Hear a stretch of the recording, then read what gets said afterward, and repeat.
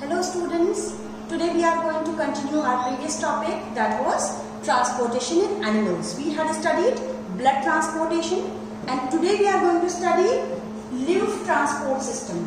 This is lymph transport system and transportation in plants. Okay. So, what is lymph?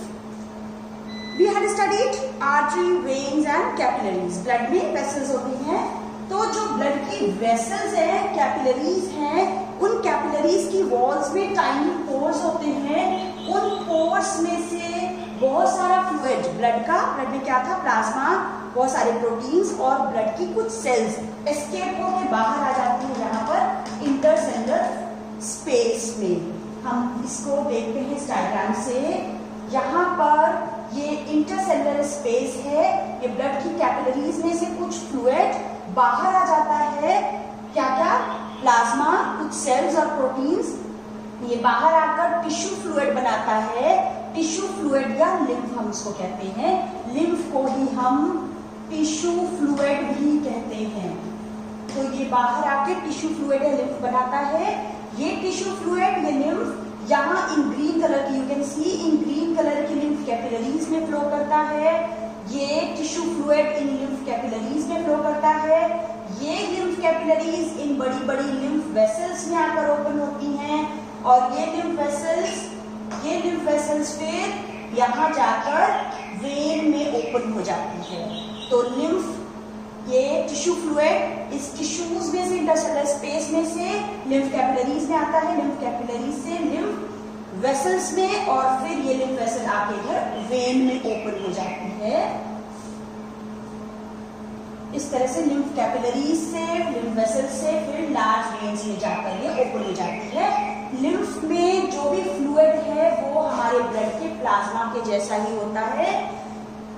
ये colourless होता है हमारे plasma के जैसा ही. और लिम्फ हमारे बॉडी में, हमारे इंटेस्टाइन के डाइजेस्टेड और एब्जॉर्ब्ड फैट को भी ट्रांसपोर्ट करती है और ये सेल के एक्स्ट्रा सेलुलर स्पेस में से एक्सेस फ्लूइड को निकाल के ब्लड में जाके वापस डाल देती है. This is all about lymph. Okay. Now we are going to study transportation in plants. Plants में भी transportation होता है जैसे animals में होता है, पर animals में बहुत ही complicated system of transport है, पर plants में थोड़ा simple है. क्यों? क्योंकि plants भी simple हैं. Plants में क्या होता है, plants हमारी तरह move नहीं करते, stationary होते हैं. Plants don't move. Plants में हम पढ़ चुके हैं 9th क्लास में, large proportion of dead cells होती है plants के tissues में.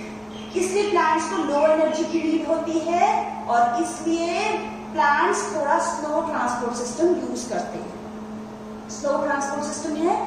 अब प्लांट्स में आखिर किन चीजों को मूव होना है, प्लांट्स में किन चीजों को ट्रांसपोर्ट होना है, तो प्लांट्स में ट्रांसपोर्ट होना है वाटर को, मिनरल्स को, like sodium, potassium, nitrogen, phosphorus etcetera. And plants में फूड को ट्रांसपोर्ट होके जाना है.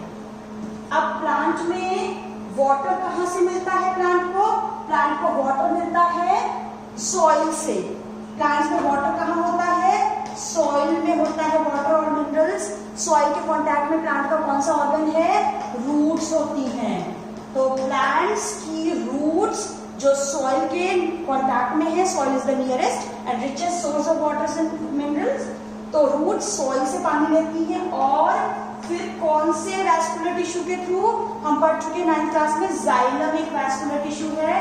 तो जाइलम वैस्कुलर टिश्यू के थ्रू ये पानी ऊपर चढ़ता है. अब हम इसको देखते हैं. यहाँ पर जो वाटर का ट्रांसपोर्ट है वो जाइलम नाम के वैस्कुलर टिश्यू के थ्रू होता है और ये जाइलम से पानी सॉइल से रूट्स है, ये रूट से ये प्लांट में ऊपर की तरफ चढ़ता है. सॉइल से पानी रूट्स लेती हैं और जाइलम के थ्रू ये पानी ऊपर चढ़ता है. This direction is always, this movement of water is always unidirectional, means upward movement होता है हमेशा. पानी नीचे रूट से लेकर जाइलम के थ्रू ऊपर की तरफ चढ़ता है. This movement of water is always unidirectional. अब ये मूवमेंट हम पढ़ेंगे दो तरीके का होता है, एक तो सिंपल रूट प्रेशर या डिफ्यूजन मेथड है और दूसरा मेथड है ट्रांसपिरेशनल पुल। फूड का जो ट्रांसपोर्ट होता है, फूड बनता कहाँ है प्लांट में, तो प्लांट की लीव्स में बनता है फूड, प्लांट की लीव्स में बनता है फूड। ये जो फूड प्लांट की लीव्स में बना है ये सिंपल एब्जॉर्बेबल फॉर्म्स में सुक्रोज होता है, हम अभी पढ़ेंगे इसको। ये जो फूड प्लांट में बना है, इस बने हुए फूड को यहाँ रूट्स तक भी जाना है, दूसरे पार्ट्स ऑफ प्लांट में जाना है, फ्रूट्स, फ्लावर्स, बर्ड्स, प्लांट के डेवलपिंग ऑर्गन्स में इन फूड को जाना है। तो इस तरह से फूड के ट्रांसपोर्ट को हम कहते हैं ट्रांसलोकेशन। और ये हमने देखा बाय डायरेक्शनल होता है, मींस लीफ से रूट्स में भी हो सकता है और डेवलपिंग ऑर्गन्स में भी हो सकता है। नाउ अब हम ट्रांसपोर्ट ऑफ वाटर पढ़ेंगे। जो पहला पॉइंट था रूट प्रेशर या डिफ्यूजन। आप 9th क्लास में पढ़ चुके हैं what is diffusion. Diffusion is the movement of substances from high concentration to low concentration. अब हम देखते हैं कि जो छोटी हाइट के प्लांट्स हैं, स्मॉल प्लांट्स हैं, और नाइट के टाइम पे भी बात करेंगे। स्मॉल हाइट के जो प्लांट्स हैं उनके जाइलम टिश्यूज, आप 9th क्लास में पढ़ चुके हो जाइलम टिश्यू के बारे में। क्या क्या सेल्स होती हैं जाइलम में? 4 सेल्स होती हैं, xylem vessels, xylem tracheids, xylem parenchyma and xylem fibres. तो जाइलम वेसल्स और ट्रैकीड्स जो होती हैं ये जाइलम है। जाइलम ये मान लो रूट का है, ये लीफ का है और ये स्टेम का है। तो जाइलम वेसल्स रूट की, स्टेम की और लीफ की जाइलम, रूट की, स्टेम की और लीफ की जाइलम, ट्रैकीड्स और वेसल्स कंटिन्यूअस स्ट्रैंड बनाती हैं वाटर का, और वाटर नीचे सॉइल से रूट्स के थ्रू ऊपर चढ़ता है। यहाँ पर क्या होता है, आयंस का एब्जॉर्प्शन, रूट्स की सेल्स जो सॉइल के कांटेक्ट में है वो आयंस को तो एक्टिवली एब्जॉर्ब कर लेती हैं। जब आयंस को रूट की सेल्स एब्जॉर्ब कर लेती हैं तो वहां पर कॉन्सेंट्रेशन हाई हो जाता है, हाई कॉन्सेंट्रेशन वहां पर हो जाता है, बाकी जगह पर लो कॉन्सेंट्रेशन है। इस तरह से कॉन्सेंट्रेशन का डिफरेंस या कॉन्सेंट्रेशन ग्रेडियंट क्रिएट होता है, और उस कॉन्सेंट्रेशन ग्रेडियंट को खत्म करने के लिए पानी मूव करता है अलॉन्ग विद मिनरल्स। तो ये रूट, स्टेम और लीफ की जो वेसल्स और ट्रैकीड्स हैं वो आपस में इंटरकनेक्टेड होके कंटिन्यूअस स्ट्रैंड बनाती हैं, वाटर का एक कॉलम बनाती हैं, और इसके थ्रू पानी अपवर्ड मूव करता है डिफ्यूजन से 1 by 1 सेल से, इस सेल से इस सेल में, इस सेल से इस सेल में और इस सेल से नेक्स्ट सेल में, एंड सो ऑन। पानी ऊपर की तरफ मूव करता है थ्रू डिफ्यूजन और through root pressure, through diffusion और रूट प्रेशर पानी नीचे से ऊपर की तरफ मूव करता है। आयंस का पहले एक्टिव एब्जॉर्प्शन हो जाता है, फिर ये जो कॉन्सेंट्रेशन का डिफरेंस क्रिएट होता है उस ग्रेडियंट को खत्म करने के लिए वाटर ऊपर की तरफ मूव करता है। अब आप एक बात बहुत क्लियरली समझ सकते हो कि पानी इस तरह से तो पानी नीचे से ऊपर प्रेशर लगा के, रूट प्रेशर जो लगा रही है, सिर्फ छोटी हाइट के प्लांट्स में ही ऐसे पानी चढ़ सकता है। अगर आप किसी गहरे से कुएं में नीचे जाके बैठो और पानी से भरे पॉट को ऊपर की तरफ फेंको तो पूरी ताकत लगा के भी आप उसको बहुत हाइट तक नहीं फेंक पाओगे। पर अगर आप ऊपर जाकर पानी को इस तरह से खींचोगे, रस्सी से बकेट को खींचोगे, तो आप बहुत इजीली कितनी भी हाइट तक ऊपर पानी खींच सकते हो। मींस ये रूट प्रेशर के थ्रू पानी को हम बहुत हाइट तक नहीं पहुंचा सकते। तो प्लांट्स, सिर्फ छोटी हाइट के प्लांट्स इस मेथड को यूज करते हैं। टॉल प्लांट्स के लिए एक दूसरा मेथड है ट्रांसपिरेशनल पुल, और दिन में जब स्टोमेटा बंद रहते हैं तो रात के टाइम भी ये वाला मेथड यूज होता है, रूट प्रेशर और डिफ्यूजन वाला मेथड। नेक्स्ट है ऊपर पानी चढ़ने के लिए, ये हम डायग्राम समझ चुके हैं। तो नेक्स्ट है ऊपर पानी चढ़ाने के लिए ट्रांसपिरेशनल पुल मेथड। What is transpiration? आप पढ़ चुके हो। Transpiration is the loss of water in form of vapor through aerial parts of plant through stomata is called transpiration। तो क्या है ट्रांसपिरेशन? लॉस ऑफ वाटर है, वाटर वेपर के फॉर्म में एरियल पार्ट्स ऑफ प्लांट से, इसे हम कहते हैं ट्रांसपिरेशन। आप इस 3 टर्म्स में याद कर सकते हो। लॉस ऑफ वाटर है, वाटर वेपर के फॉर्म में एरियल पार्ट से, इसे ट्रांसपिरेशन कहते हैं। अब ट्रांसपिरेशन से क्या होगा, पानी स्टोमेटा के थ्रू ऊपर यहाँ पर लीफ के सरफेस पे, आप जानते हो लीफ के सरफेस पे टाइनी पोर्स है स्टोमेटा, ये जो स्टोमेटा है यहाँ पर, दीज आर स्टोमेटा, लीफ के सरफेस पे जो टाइनी पोर है स्टोमेटा, यहाँ से पानी बाहर निकल गया है, एरो से दिख रहा है आपको। ये पानी जब बाहर निकल जाएगा तो ये स्टोमेटा की सेल्स बगल वाले सेल से पानी को एब्जॉर्ब करेंगी, वो बगल वाले सेल से, और इस तरह से वो रूट्स ये लीफ की जाइलम से पानी खींचेगी, लीफ की जाइलम स्टेम के जाइलम से पानी खींचेगी, और स्टेम की जाइलम रूट के जाइलम से पानी खींचेगी।